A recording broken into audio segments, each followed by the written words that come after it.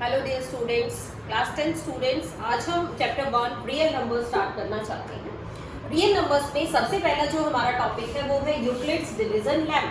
थोड़ा सा हम इसी के बारे में सीखेंगे, what is Euclid's division lemma. सबसे पहले इसको सीखने के लिए हम डिवीजन की बात करेंगे। आप लोगों ने डिवीजन की हुई है, उसी को देखते हैं। अगर आपके पास दो नंबर है और आप डिवाइड करना चाह रहे हैं तो what is the procedure of division. मान लीजिए मेरे पास दो नंबर है, एक मैंने कहा 49 और एक नंबर है मेरे पास 6।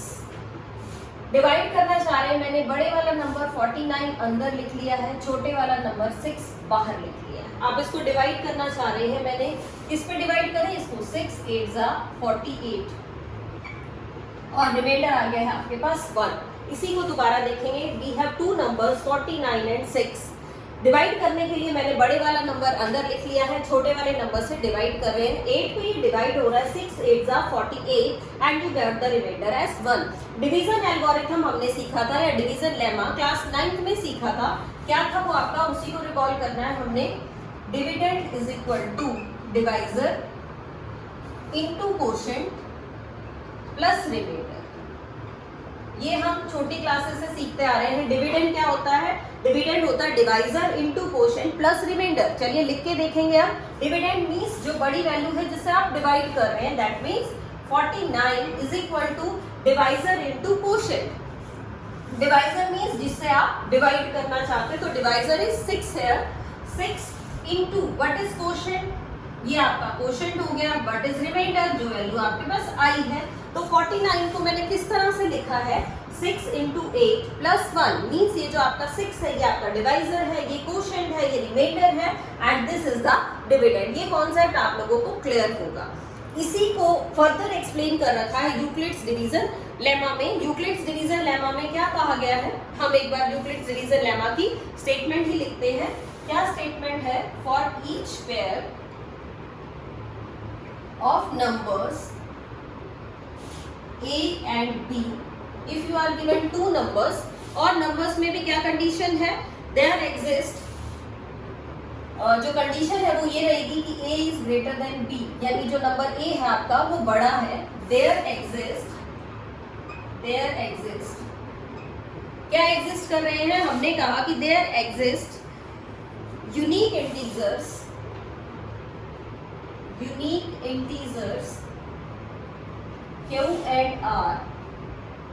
Q and R such that A is equal to BQ plus R, कि ये जो A है आपका वो क्या होगा, वो BQ plus R होगा। और जो रिस्ट्रिक्शंस रहेंगी R पे यानी रिमाइंडर पे, वो ये मीन्स क्या रिस्ट्रिक्शन है, 0 less than equal to R less than B। Students एक बार मैं इस डेफिनेशन को दोबारा पढ़ रही हूँ, ध्यान से देखिएगा। क्या है, for each pair of numbers A and B, आपके पास दो नंबर्स हैं A एंड B। फिक्स कर लीजिए कौन सा नंबर बड़ा है, हमने कहा A is greater than B, यानी A नंबर आपका बड़ा है। फिर क्या कहा गया, अगर इन दो नंबर्स को आप डिवाइड करें, then there exist two unique integers. Division के बाद दो यूनिक इंटीजर्स आपके पास आ जाएंगे। कौन कौन से इंटीजर्स होंगे, Q and R such that, किस तरह से आएंगे वो, A is equal to BQ plus R। इसको ऐसे समझते हैं, नंबर आपका बड़ा है तो बड़े वाले नंबर को आपने अंदर लिखना है, यानी A बड़ा है मैंने इसको अंदर लिखा, B नंबर आपका छोटा है इसको मैंने बाहर लिख लिया डिवाइजर के लिए। आप इन दोनों नंबर्स को डिवाइड कर रहे हैं तो आपके पास दो यूनिक इंटीजर्स और आ गए हैं। कौन कौन से, Q मीन्स कोशेंट, और अगर आप इसको डिवाइड करके यहाँ कोई वैल्यू लिखें तो क्या मिलेगा, R मीन्स रिमाइंडर। देखिए दो नंबर्स, एक नंबर बड़ा, A बड़ा है B छोटा है, आप B से डिवाइड कर रहे हैं किसको, A को, तो आपके पास दो इंटीजर्स और आ गए हैं, एक कोशेंट और एक रिमाइंडर। कैसे लिखा था हमने इस डिवीजन में, जो बड़े वाला नंबर था डिविडेंड, उसको लिखा था divisor into quotient plus remainder. In the same way, यहाँ लिखा है dividend is equal to divisor into quotient plus remainder. This is the same thing that we are using from the earlier classes and now it is called Euclid's division lemma. ये same चीज है जो आप पहले भी पढ़ के आए हैं। चलिए अब जो बात करनी है वो हमें इसके ऊपर करनी है। इसमें क्या कहा गया है, इसमें कहा गया कि ये जो r है, r मींस रिमाइंडर, जो आपका रिमाइंडर आया है कंडीशंस किसके ऊपर है, रिमाइंडर के ऊपर है। इसको रीड करते हैं, क्या है 0 less than equal to r less than b, यानी ये जो आपका रिमाइंडर है क्या क्या हो सकता है, ये रिमाइंडर आपका 0 हो सकता है, 1 हो सकता है, 2 हो सकता है, 3 हो सकता है, यानी 0 या 0 से बड़ा, लेकिन जो रिमाइंडर है आपका वो b से छोटा ही होगा। यानी b क्या है, b आपका डिवाइजर है जिससे आप डिवाइड कर रहे हैं। जो रिमाइंडर आएगा आपका वो हमेशा डिवाइजर से छोटा ही आएगा। यानी रिमाइंडर 0 या 0 से बड़ा, but less than the divisor, less than the number b। In this example also we have two numbers and this is our divisor, this is our remainder। यानी हम क्या कहना चाह रहे हैं, हम ये कहना चाह रहे हैं कि आप किसी भी नंबर से डिवाइड कर लीजिए, ये जो आपका रिमाइंडर होगा यहाँ पे वो हमेशा डिवाइजर से छोटा ही आएगा। कभी भी ऐसा नहीं होगा कि आपका रिमाइंडर डिवाइजर के बराबर आ जाए या डिवाइजर से बड़ा आ जाए। जैसे अगर आपके पास दो नंबर्स है, मैंने कहा एक नंबर 45 है और एक नंबर है 9, डिवाइड करते हैं। मैंने 45 अंदर लिख लिया है, 9 बाहर लिख लिया है। अगर आप लोग डिवीजन जानते हैं तो क्या हम इसको इस तरह से डिवाइड करेंगे क्या, 9 4 36 एंड द रिमाइंडर इज 9। ऐसा तो हमने कभी नहीं पढ़ा कि मैंने इसको 4 पे लिख लिया और रिमाइंडर क्या आ गया, 9 आ गया, 9 रिमाइंडर सेम आ गया। ऐसा हमने कभी डिवाइड किया ही नहीं। अगर रिमाइंडर सेम आता है तो आप क्या करते हैं, इसको सीधा 9 5 पे डिवाइड कर लेते हैं and the remainder becomes 0। This is the wrong method, this is the right method। यानी इसमें जो डिवीजन है आपकी वो पूरी हो गई है, रिमाइंडर क्या आ गया, 0 आ गया। तो जो रिमाइंडर होगा वो क्या क्या आ सकता है, अगर 9 से डिवाइड करना है मुझे किसी नंबर, या तो रिमाइंडर 0 आ जाएगा, या फिर रिमाइंडर 1 2 3 4 कोई भी नंबर बट इस 9 से छोटा।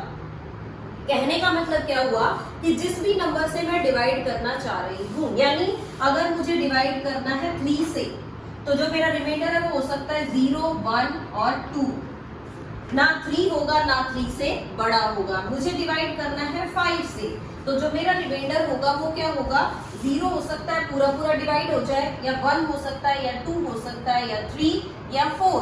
क्योंकि अगर रिमाइंडर 5 होगा तो हम उसको इस तरह से डिवाइड ना करके उसको एक बड़े नंबर से डिवाइड करना प्रेफर करते हैं।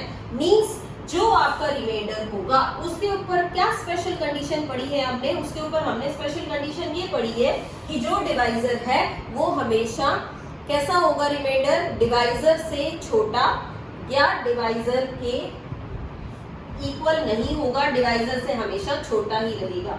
रिमाइंडर की कंडीशन, रिमाइंडर 0 हो सकता है या 0 से बड़ा, but it is always less than the divisor. तो यही आपका यूक्लिड्स लेमा है। क्या कहा यूक्लिड्स लेमा में, यूक्लिड्स लेमा में कहा गया कि आपके पास दो इंटीजर्स हैं a and b, a greater than b है, a b से बड़ा है, तो अगर आप डिवाइड करेंगे तो दो और नंबर्स आपके पास आ जाएंगे। वो दो नंबर्स कैसे होंगे, उन दो नंबर्स को आप लिख सकते हैं किस तरह से, a is equal to B Q plus R, ताकि आप डिवाइड करें तो आपके पास सेम वैल्यूज आ सके। चलिए स्टूडेंट्स, आई थिंक अब आपको डिवीजन लेमा जो है वो बिल्कुल क्लियर हो गया होगा।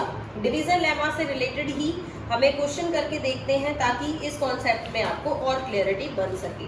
क्या है डिवीजन लेमा, किस चीज के लिए यूज कर रहे हैं हम, डिवीजन लेमा यूज कर रहे हैं हम HCF फाइंड आउट करने के लिए। आपको ये कहा गया है कि find the HCF using the division lemma. आप इस डिवीजन लेमा की हेल्प से HCF फाइंड आउट करेंगे। तो एक क्वेश्चन देखेंगे किस तरह से फाइंड आउट कर सकते हैं। दो नंबर्स हैं आपके पास, numbers are 135 and 225। These two are the numbers और आपको कहा गया आप HCF फाइंड आउट करिए यूजिंग दीज टू नंबर्स। चलिए डिवाइड करके देखते हैं। 225 हमने अंदर लिख लिया, 135 आपका बाहर आ गया है। मंजा पे डिवाइड होगा ये, यहाँ हम लिखेंगे 135 एंड द रिमाइंडर इज 90। एक स्टेप कर लिया डिवाइड, अब हम यहाँ इसको लिखते हैं using Euclid's lemma. Euclid's lemma को यूज करके आप क्या लिख सकते हो, 225 को मैंने लिखा, क्या लिखा 135 इंटू 1 प्लस 90, यानी 135 इंटू 1 प्लस 90। ये आपका एक स्टेप आ गया है। अब हमें इससे आगे चलना है, फिर से डिवाइड करना। अब क्या करेंगे, अब आपके पास जो नंबर आ गए वो आ गए हैं कौन कौन से, 135 और 90। अब आपके पास ये दो नंबर्स हैं, अब लिखते हैं डिवाइड करके, 135 अंदर 90 बाहर, फिर डिवाइड करिए, 90 1 जा 90, इट इज 45। फिर आप लिखिए इसको यूक्लिड्स लेमा में, again using Euclid's lemma. Euclid's lemma से दोबारा आपने क्या लिखा, दो नंबर्स थे 135 और 90, इसको लिखा 135 is equal to 90 into 1 plus 45। ये आपका यूक्लिड्स लेमा हो गया।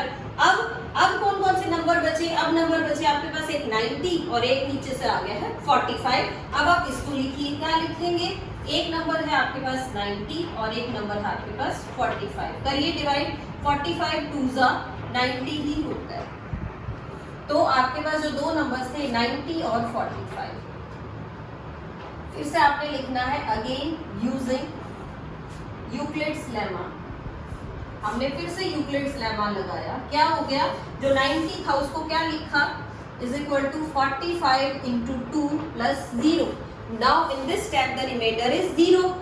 क्या लिखेंगे आप, यहाँ पे लिखेंगे since remainder is 0, so since remainder is 0। कब तक चलाना है आपने इस डिवीजन को, जब तक चलाते जाना है जब तक आपका रिमाइंडर 0 ना आ जाए। तो रिमाइंडर आपका 0 आ गया है, तो आपका जो HCF है वो क्या आ गया, HCF is 45।